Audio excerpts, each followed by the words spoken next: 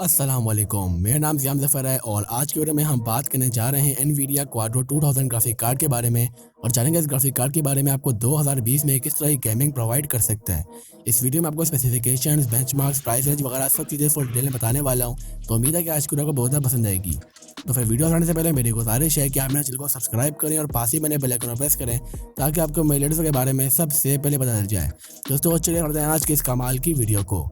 दोस्तों सबसे पहले आपको एक बात बता दूं, एनवीडिया की क्वाड्रो सीरीज़ जो ग्राफिक कार्ड की है वो सीरीज़ बेसिकली जो बनी थी वो खाली वीडियो डिज़ाइनिंग या फिर ग्राफिक डिज़ाइनिंग के लिए बनी थी, लेकिन आप इन ग्राफिक कार्ड पर गेमिंग भी कर सकते हैं। अब इस सीरीज़ में ग्राफिक कार्ड जो हैं वो काफ़ी महंगे देखने को मिलते हैं, लेकिन कुछ ग्राफिक कार्ड ऐसे हैं जो चीप प्राइस के साथ आपको अच्छी गेमिंग प्रोवाइड कर सकते हैं। उन्हीं में से ग्राफिक कार्ड एक एनवीडिया क्वाड्रो 2000 है।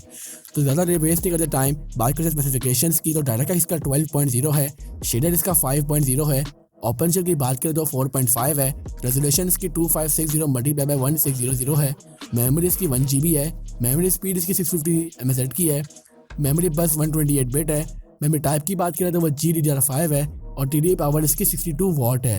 अब बात करें PSO कौन सा रिक्वायर्ड है इस ग्राफिक कार्ड के लिए तो वो 450 वाट है, उनके 450 वाट पर ग्राफिक कार्ड ईजिली वर्क कर देगा।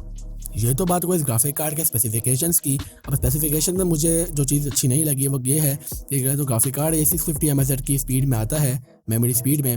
अब जिस प्राइस के अंदर ग्राफिक कार्ड हमें देखने को मिलता है, इसके जितने भी ग्राफिक कार्ड आते हैं वो ज़्यादातर हमें 1000 mHz की स्पीड में देखने को मिलते हैं। तो मेमोरी स्पीड की थोड़ी सी कम है जो कि मतलब कह सकते चल जाएगी। अब बात करते हैं ग्राफिक कार्ड की प्राइस की, तो ग्राफिक कार्ड आपको पाकिस्तानी मार्केट्स के अंदर 5000 तक का देखने को मिल जाएगा। ये ग्राफिक कार्ड की जो प्राइस है वो अराउंड 5000 ही है। इंशाल्लाह आपको ग्राफिक कार्ड इससे महंगा नहीं देखने को मिलेगा। तो अब बात करते हैं बेंचमार्क्स की, तो चलते हैं बेंचमार्क्स की तरफ। बेंचमार्क्स में जो पहला गेम है वो CSGO है, जो 1080p पर लो सेटिंग्स पर एवरेज FPS हमें 74 देता है और लोएस्ट FPS हमें 60 देखने को मिले हैं, जो कि मतलब बहुत अच्छी बात है। बात करें GTA 5 की तो वो 800 मल्टीप्लाई बाय 600 पे हाई सेटिंग पर एवरेज FPS हमें 35 देखने को देते हैं और लोएस्ट FPS हमें 30 देखने को मिलते हैं।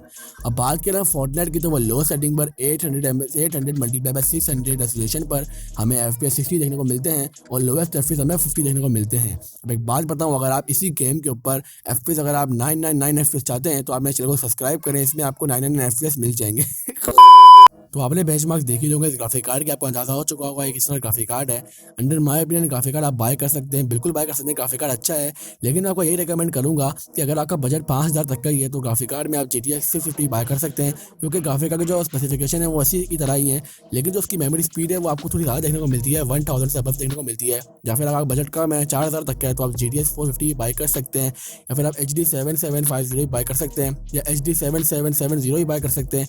सारे ग्राफिक कार्ड आपको 5000 तक की रेंज में देखने को मिलते हैं और ये परफॉर्मेंस में इसके लिहाज से थोड़ा सा अच्छे हैं। ये ग्राफिक कार्ड ये बुरा नहीं है, आप इसको बाय कर सकते हैं। अभी आपकी बड़ी डिपेंड है कि आप कौन सा ग्राफिक कार्ड बाय करते हैं। तो बस आज के लिए इतना ही। तो मैं हाजिर हूँ अपनी अगली वीडियो के साथ, तब तक के लिए अपना बहुत ख्याल रखिएगा। अल्लाह हाफिज़।